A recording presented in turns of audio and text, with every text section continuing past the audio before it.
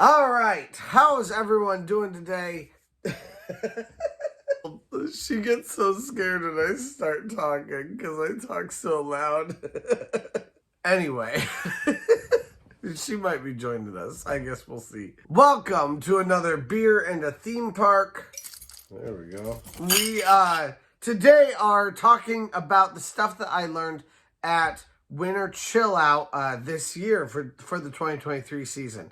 There was a lot of stuff, and we're going to go over kind of basically my reactions to it now that I've had a little bit of time to think about it and what things are going to do. You're also going to hear from my daughter in this video about some of the news also. So I hope you're ready. I hope you're excited. Let's go.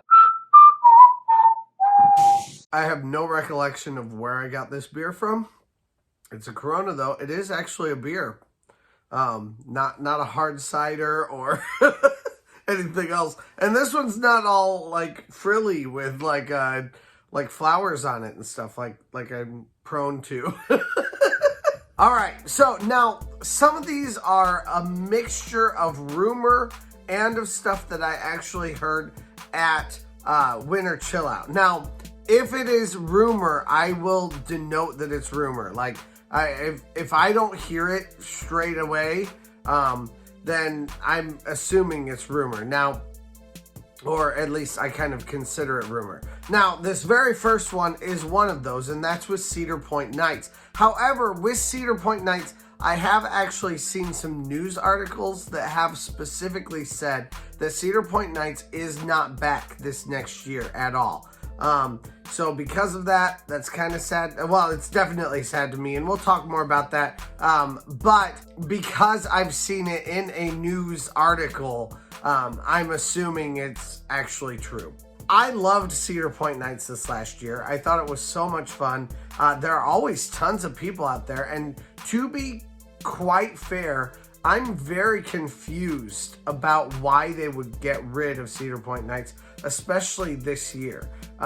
Given that they've just built the new pavilion out there right along the beach anyway, and we'll get to stuff about the pavilion also.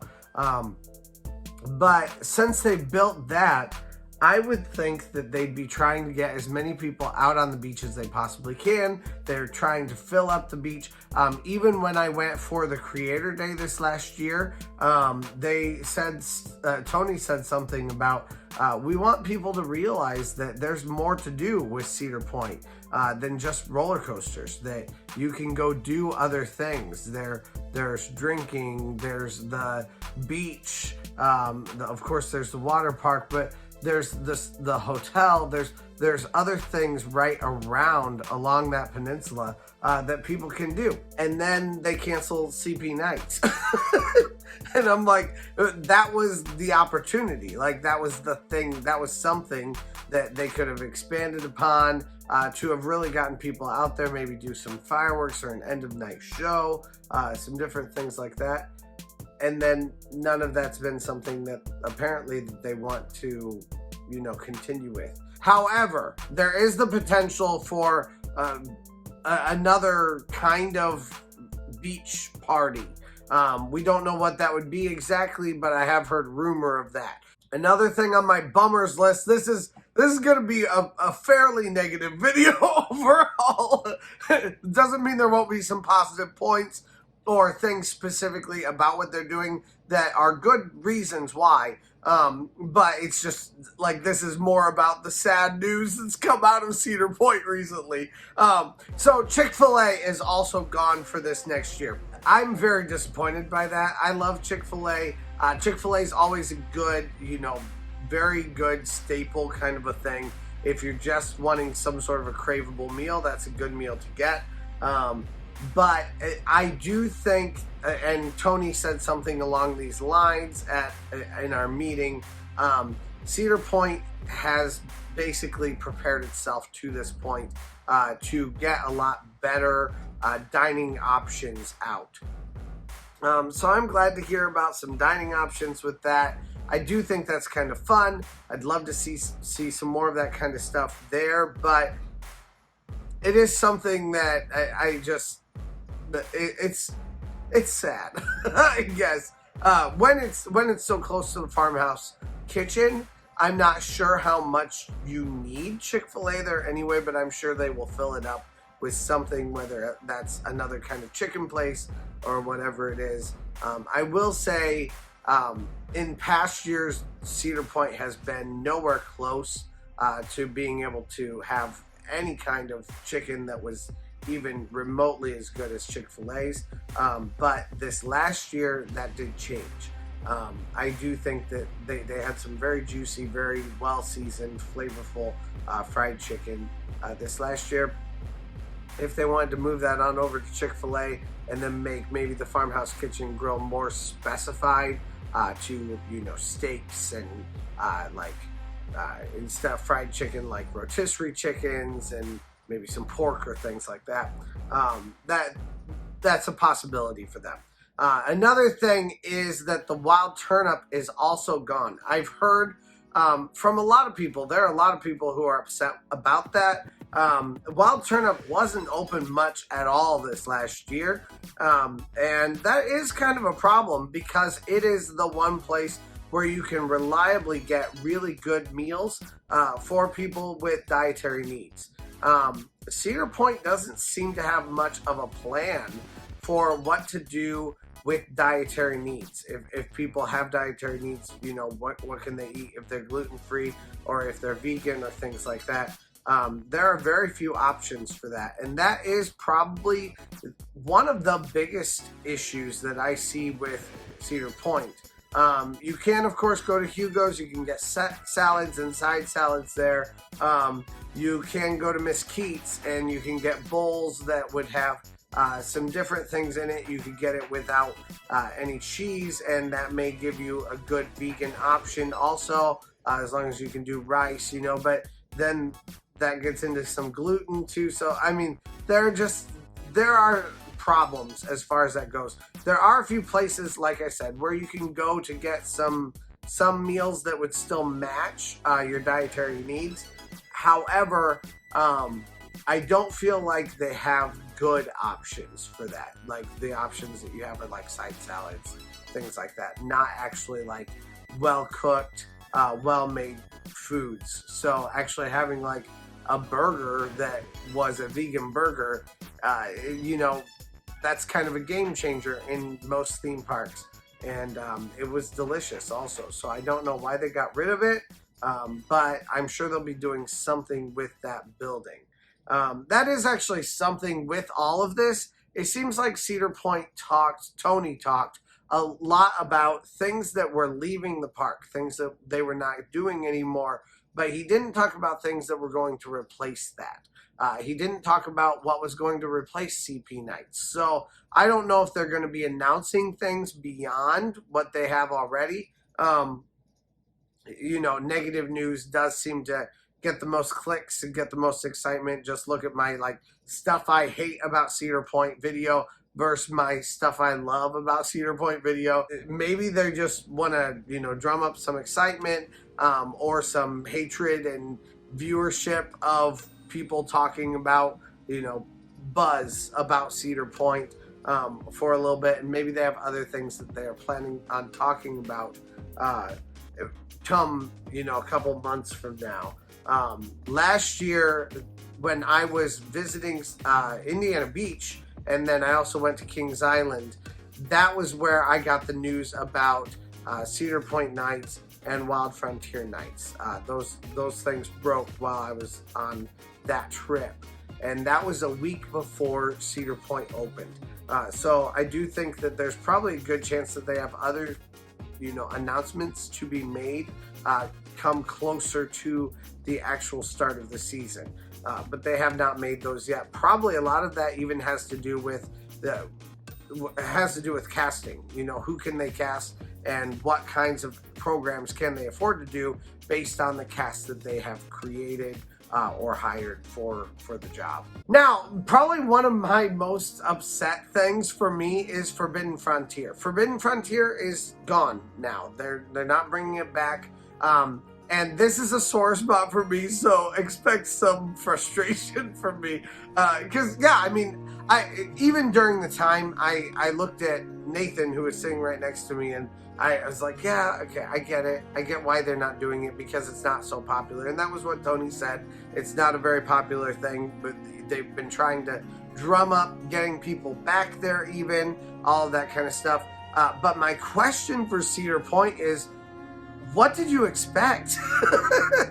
You know, like, they closed off one side where you could enter, because they used to have that dinosaur exhibit over that basically happened over where Snake River Expedition is today. That's where you used to enter in. And then they added this new entrance from the other side with the staircase that takes you over the river and back down, and all of that. And then the like course where you can do the rope boats and all of that. Like that all was stuff that they had. They already had that back there for the dinosaur exhibit. But it makes me wonder, because they closed off that entrance on the other side, the entrance goes nowhere. And walking back to Frontier, Forbidden Frontier, is a long venture. I did it last year at the very end of the year for Forbidden Frontier, along with Along for the Ride, and my daughter was there, and their little girl was there also, Anna, and we had a blast back there. First of all, I love Forbidden Frontier, completely unironically. It's so much fun, and it's amazing for kids and for families. But also, you're not going to spend that much time back there. You're going to spend like an hour back there at most. That's usually what we did, maybe 2 hours at most. Just walking back there took about a half hour, and we were already at the end of our day at that point. So walking back there took about a half hour. Then we did stuff back there for about a half hour, and then walking back took another half hour to walk out of the whole thing, and then to walk to the front of the park took another half hour after that. So it's a long time venture. Like, you have to plan your day to go to Forbidden Frontier. And I think something that would have actually helped would have been had they actually had two entrances, because then people would have been walking through to cut across the park.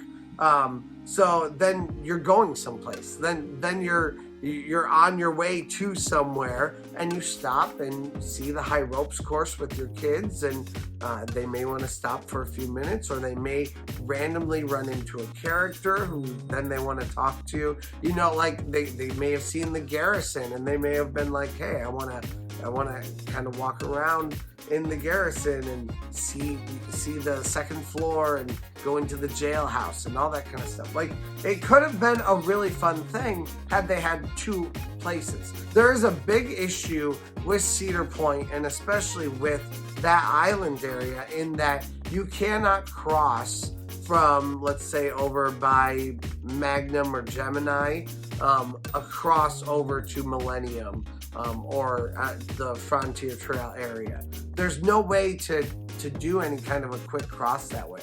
If you want to do that, you have to walk all the way around Cedar Point, either up to the north, up to Frontier Town, or way down to the south, all the way past the diner, and then back up north, in order to do that. There's just no good way to cut across. If they had that as an option, I think you may have seen more families and more people end up back there kind of accidentally, just for fun. But either way, it makes me wonder, what kinds of numbers were they expecting it to pull? And why were they expecting it to pull those huge numbers when they weren't making it a place where it was easily accessible, where you had to walk back there? And he did say something about, we were trying to like push people back there. Even I noticed they put up the map this year, so that people could see kind of what was back there already. They also opened up, they also would have like a guy up at the front playing the spoons or things like that, just to kind of drive people in, and then they would tell them like, yeah, go see the Forbidden Frontier. So they did add some signage and things like that, but just because you add that doesn't mean that people are not already on a mission to go ride as many things as they possibly can. And that is the way Cedar Point works. People are on a mission. That being said, I did notice this last year, that the presence of characters in the Frontier Festival. And the Frontier Festival, they've had that going for the last 2 years. The first year there were no characters just meandering about. But this last year there were characters all over the place. And it makes me wonder if maybe that was a dry run.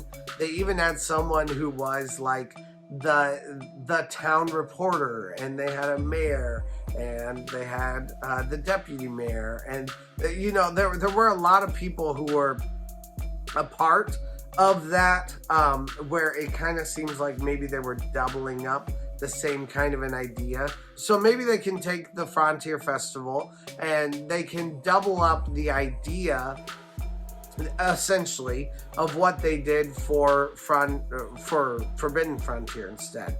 So Frontier Festival can basically be the same thing. Maybe they can use one open storefront, or they can use the area around the railroad, and they can make that the place where maybe there are some fun things to do, like the wagon that they had, some of the different like tasks that you needed to accomplish. Maybe they could have some Easter eggs all around the Frontier Festival. You know, there are options of things that you could do. My daughter's particularly upset because she loved doing the tasks for people. And I think that's something that would be worthwhile to do. So anyway, though, let's hear from her also. Forbidden Frontiers has just been closed. So that's a really big bummer for me. So I just told her tonight that it was closed, and she said she needed to talk about it. I also said that it felt like a needle bursting my happy bubbles. Yeah. Pop, pop, pop. They did say that they were going to be doing something else. But that's still not the same. Yeah. Yeah, they said they might do something similar or I hope something Mary Claire like it. Murdoch's there. I want to go back. What? I said I want to go back. You want to go back to Frontier Town? That's what I want to do. The person who said, take away Frontier, take away Forbidden Frontiers. Yeah. It's not nice, huh? Cedar Point, we're very disappointed in you. Bad Cedar Point. I still want there to be a truth stay, because then we could figure out mysteries. And I still would want to help out with the townspeople. Yeah. Comment on the Comments on the puppy. Yeah, you leave a comment for the puppy and for V here. All right, back to the normal video. So yeah, it breaks my heart that my daughter's like sad about this. I told her the other night about it, and immediately she was like, what? And we were like in the middle of a movie, and usually like she doesn't even pay attention, but she like immediately turned to me and was just like, why? Like, and she was upset. And then she was like, Daddy, I want to film a video about it. So I was like, all right, let's do it. But yeah, it is a frustrating thing because it is such a fun thing. And it is also confusing to me because Cedar Point seems to be really clearly trying to make a push for a family audience. I do think there is one positive to this, and that is that they're not going to have to divide their entertainment staff in the same way, because they really were wasting a lot of people back there. As much as I loved the area, you have a lot of people back there with not as many people hanging out in the area. So yes, they were able to give you some great individual attention if you went back to the Forbidden Frontier, but that was also a lot of money for Cedar Point to pay the staff members to be back there. It was a lot of work that they did, that those employees did to create these characters and to make something awesome, only for a few people to really enjoy and for very few people to walk past it. If they do something where they put more characters in the Frontier town area, then that could be awesome, and it could essentially end up doing the exact same thing without having as many characters present and still having a more fuller, more vibrant area without as many people having to man the area for it to feel full and vibrant. there's so many things that could potentially happen. I don't feel like there's need for like a massive amount of upsetness yet. It's just, disappointing initially here. But I do feel like it's something they could do, a worthy replacement of inside the main area. I'd love to see staircases go on both sides of the Forbidden Frontier area. Also, we are still keeping Snake River Expedition. We are still keeping, of course, Frontier Town and the Frontier Festival. So all those things are still there. I do think if they have some way to cut through, then you'd have a way to walk all the way across, and then they could put, a slew of flat rides in that area, make it a family themed area, maybe do some sort of a small family oriented coaster, something like that. I think there could be really good options with that, and then you'd have a lot of reasons why families or just people in general would want to cut through the middle of that island. Maybe you could make more space for another coaster outside of the area, which could be really good. I mean, I'm always all for Cedar Point creating more space for more coasters to go in. So these are all, just blue sky ideas in my own head of what could potentially happen. I'm sure Cedar Point has a game plan, or at least I hope they do, of what may go in there in the future. Our next casualty this year is Mac Shack. Unfortunately, Mac Shack will not be back this next year. I did enjoy Mac Shack. I got to actually have the last meal of Mac Shack because of the winter chill out time.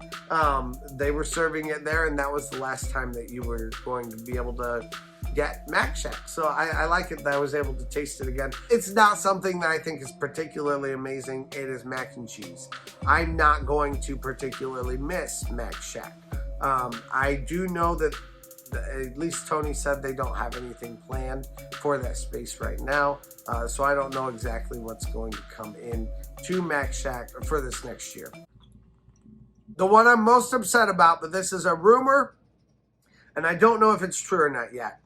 I believe it could be true, is Wild Frontier Nights is apparently maybe not being planned to come back. I've heard rumor that at one of the Q&As that I was not at, Tony said that Wild Frontier Nights was not coming. I did, like I said, I put the question in. I asked about Wild Frontier Nights. He did not say anything at my place for my Q&A. So I have no confirmation of this. I have seen no articles that have stated that this is what was said. All I've seen is rumors on Facebook groups about it. I trust Facebook very little. So it's very likely that this could be just a complete rumor that has no bearing in reality whatsoever. It could be that they've gotten rid of Wild Frontier Nights, but they're planning something else. Who knows? Maybe they're doing a late night thing where maybe they'll do a different area of the park each year, and this year they're going to do Wild Boardwalk Nights. I don't know. I have no idea what they're planning. And this is one of the things that they announced, like I said, a week before the park opening last year. So keep this at arm's length. It's possible there's lots of different things that could be happening with it. Like you guys know, I loved Wild Frontier Nights. I would love to see Wild Frontier Nights back again this next year. I don't know what's gonna happen. I would go 100% if I had an option.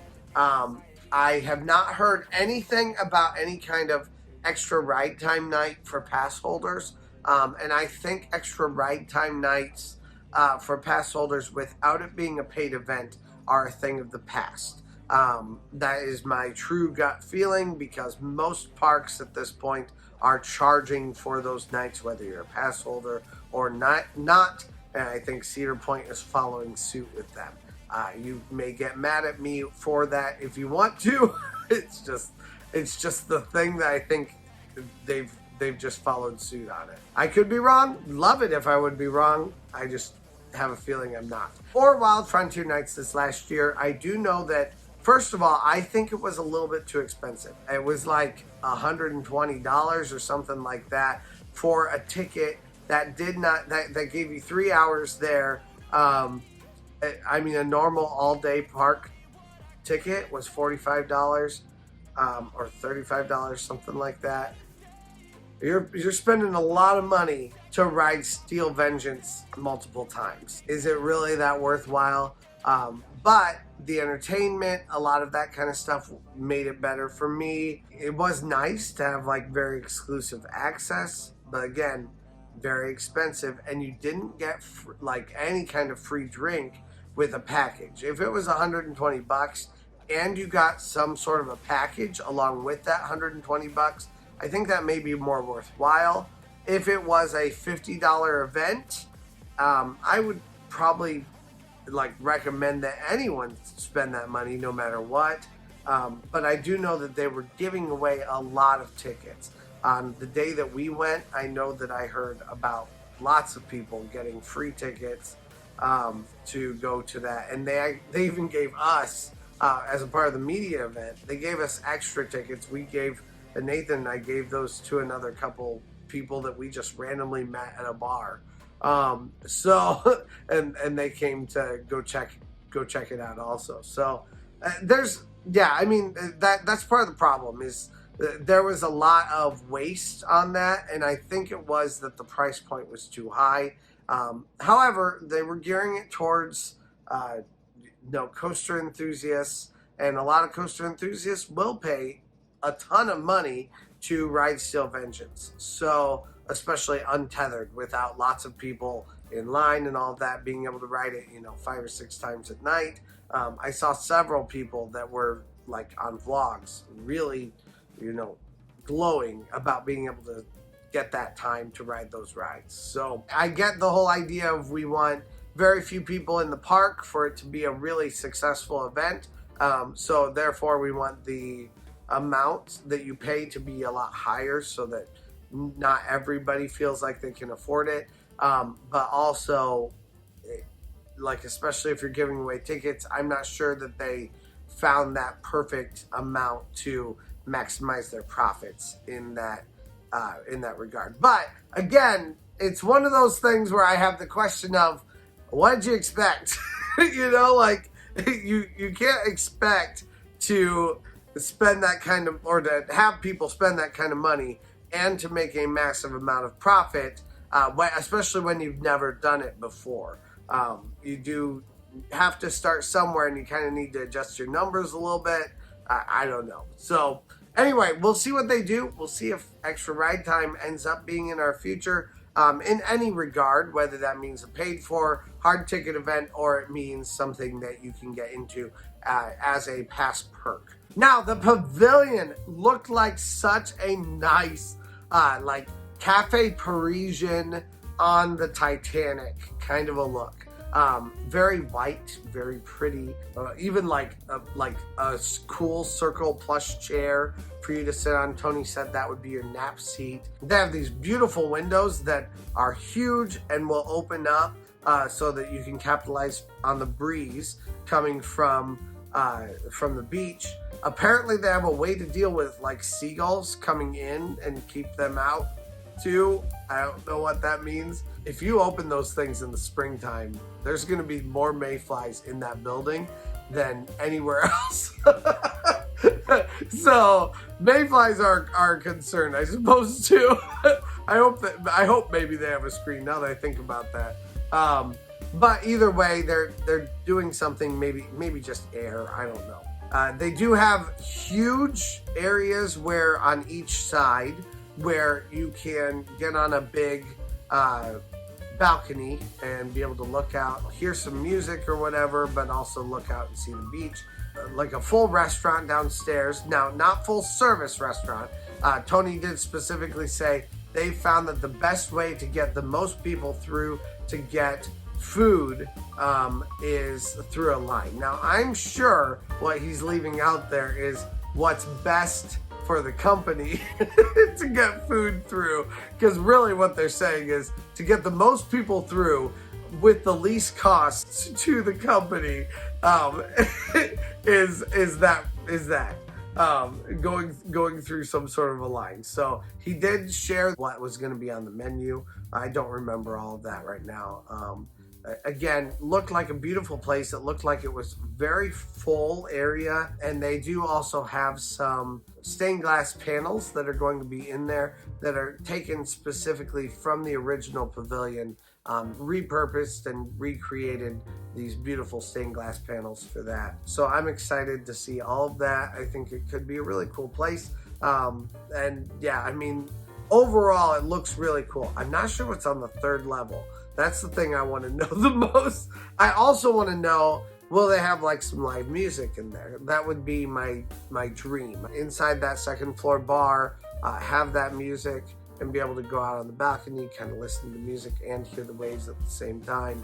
I think that would be amazing. I would love it so much. That being said, there are no doors going out onto the main boardwalk, which could be okay, I feel like, as long as they can have a path that could open you up to going in there and being able to have nighttime things happen, which I think they would have a path that they could do that with.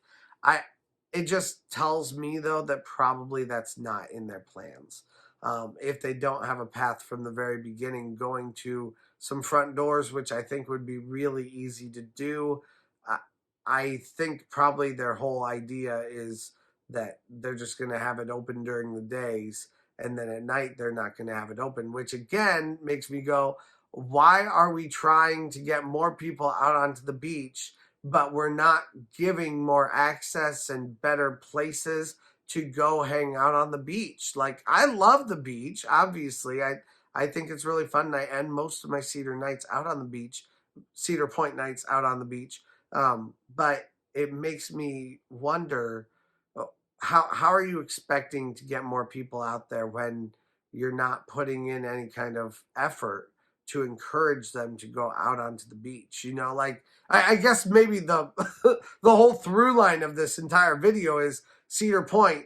You're doing the thing, but you're not then putting the effort into actually seeing the thing through. What some of these more creative things that they're doing, sure, they want to get people out onto the beach. Sure, they want to get people onto Frontier Town and onto Forbidden Frontier, but they're not doing anything to really encourage people to do that. Like, sure, you can have someone playing the spoons and telling people to go back there, but telling people who already have an agenda to go back there isn't going to entice them to. You got to give them a reason why they need to cut through in order to go do the thing you want them to do. Like, you have to make them want to go back there. So the same way here, you have to make them want to go out onto the beach. And how better of a way to do that than to allow people after the park is closed to have a beautiful place with some live music where they can hang out, listen to the waves on the beach,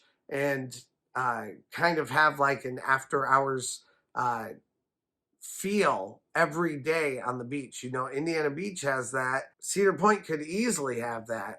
And they do kind of, but this would give them more of like we're still in the park, but we get to enjoy both the park and the beach at the same time right before we leave here. It could be fantastic, but I just feel like that's not the vision they have, and I don't get why it's not if they're really wanting people to get out onto the beach. So it just doesn't make sense to me, but whatever. I guess it doesn't have to, does it?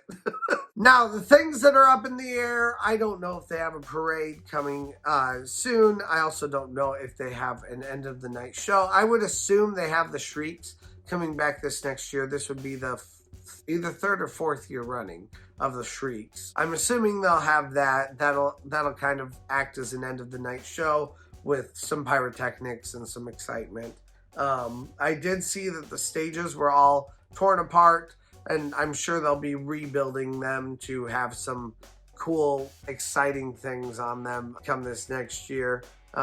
So yeah, I'm not sure about that. Also, I'm not sure about the two major aforementioned canceled events.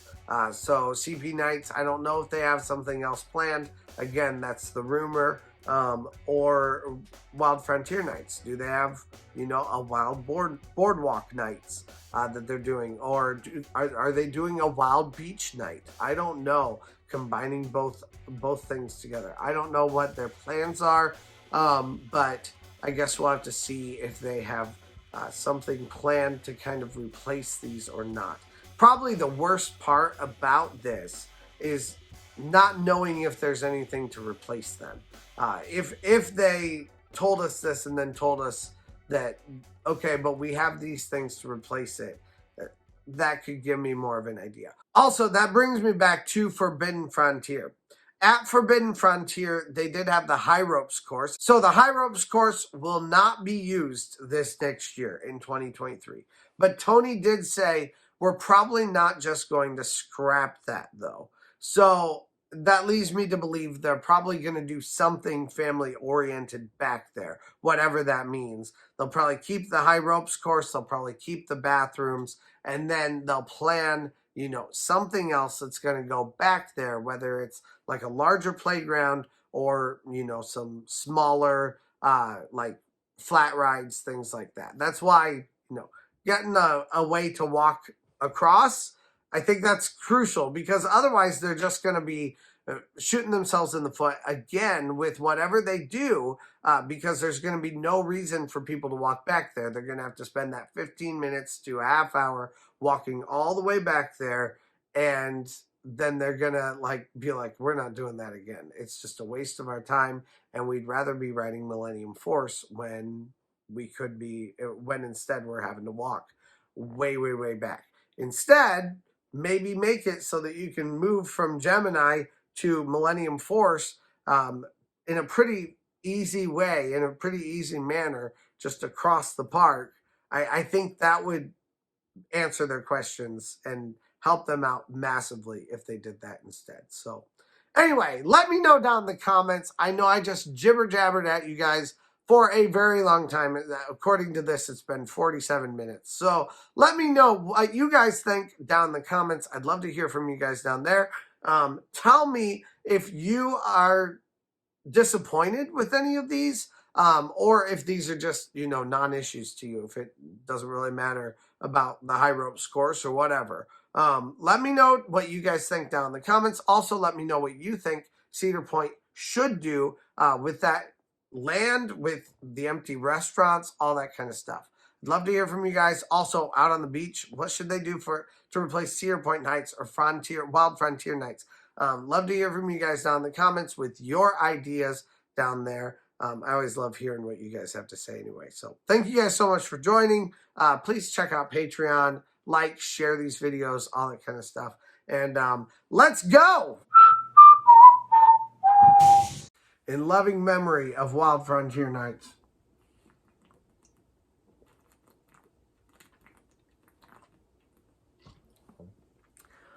Can't do it. I tried.